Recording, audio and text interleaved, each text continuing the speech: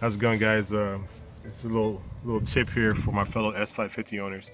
I just installed my Steeder rear springs. I replaced the sport lines. Sport lines were making noise on the front and back. These are Steeder linears, but this is a little quick tip. If you're having problems getting your stock spring out, what I'm using here is the case from my torque wrench, and you want to put it on top of the brake assembly here on the caliper